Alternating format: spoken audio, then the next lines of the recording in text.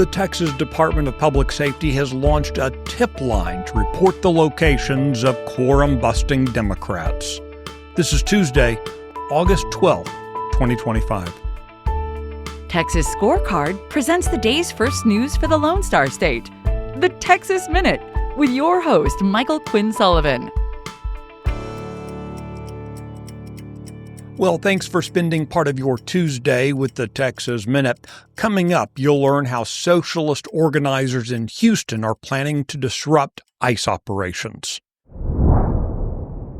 Yesterday, the Texas Senate State Affairs Committee passed a measure targeting the distribution of abortifacient drugs and creating a civil penalty for violators.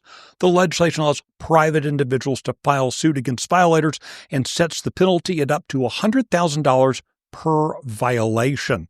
It also makes non-residents liable to Texas law, even if they reside in a state with the so-called shield law. The bill's author is Republican State Senator Brian Hughes of Mineola. He said his proposal doesn't target the mother, only manufacturers and distributors that are making them for illegal abortions.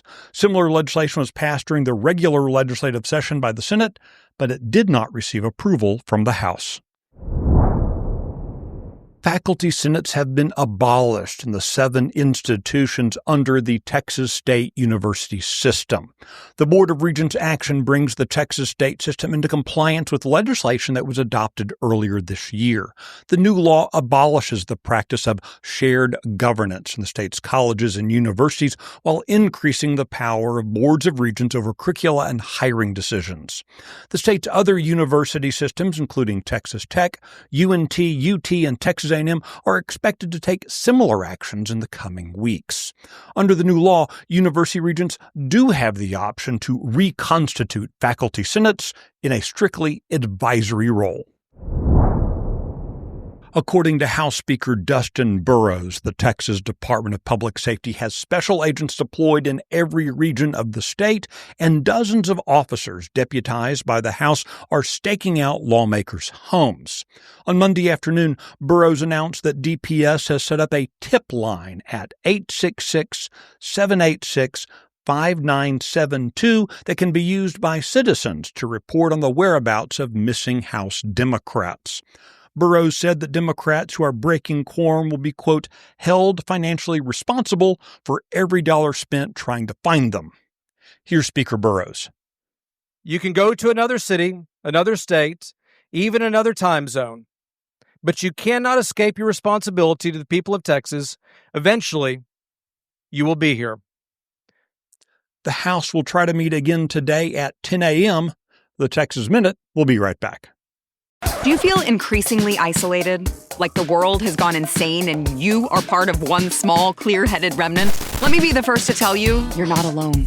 I'm Sarah Gonzalez, and on my new show, Come and Take It, I'm going to call out the crazy so you can be empowered to change Texas and the nation. Overcome the schemes of the left designed to keep Texans paralyzed and silent. Watch or listen to Come and Take It today.